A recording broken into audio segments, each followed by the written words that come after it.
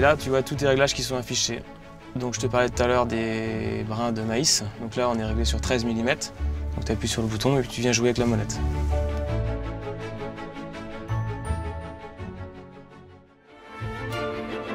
L'idée de choisir cette orientation m'est venue parce que j'ai grandi en milieu rural et les machines m'ont toujours attiré.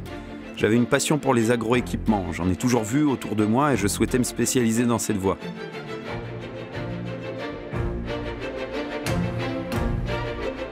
Ça sert vraiment à couper le maïs, le récolter. Donc avec les scies, tu vois en bas, là on le coupe. Okay. Les toupies emmènent le maïs vers les rouleaux d'alimentation. Oh, vers le centre là. Vers le centre.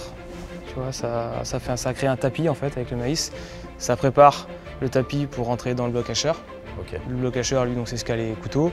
Il vient couper le maïs en petits morceaux. Ok pour l'entretien. Donc je lance l'affûtage et puis on est parti. À 18 ans, j'ai donc fait un bac pro en agroéquipement.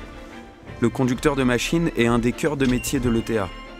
Il y a un besoin constant de personnel qualifié, saisonnier, mais aussi pérenne. Je savais donc que j'aurais pas de problème pour trouver un emploi. D'ailleurs, quand j'ai postulé sur des sites de recherche spécialisés dans les métiers agricoles ou agroéquipements, j'ai tout de suite eu des réponses. Au début, j'ai dû me familiariser avec les exigences professionnelles de l'activité. L'immersion dans le milieu pro par l'apprentissage est vraiment un plus. Les machines requièrent une grande compétence pour les conduire, mais aussi dans les réglages. Ensuite, accélérateur. Et là, c'est pour déplier, replier l'unité de récolte. D'accord, ok. Donc ça dépend de ce que tu prends. Ouais, ces réglages-là, ils sont en début et en fin de chantier. Okay. Quand tu es dans le champ, ta main elle est que sur le monolevier, d'accord?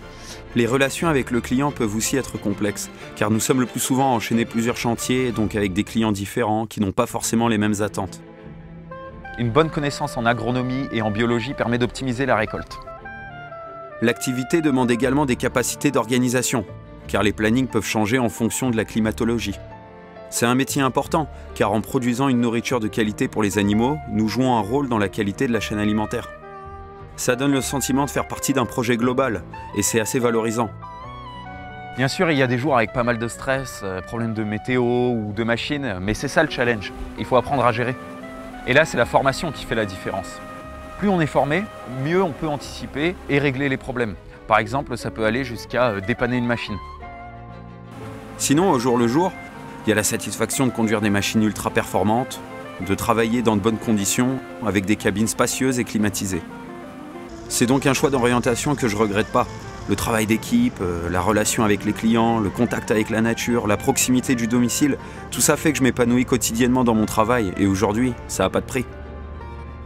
Je sais aussi que c'est un secteur où il y a toujours de la demande. Les perspectives d'évolution sont réelles.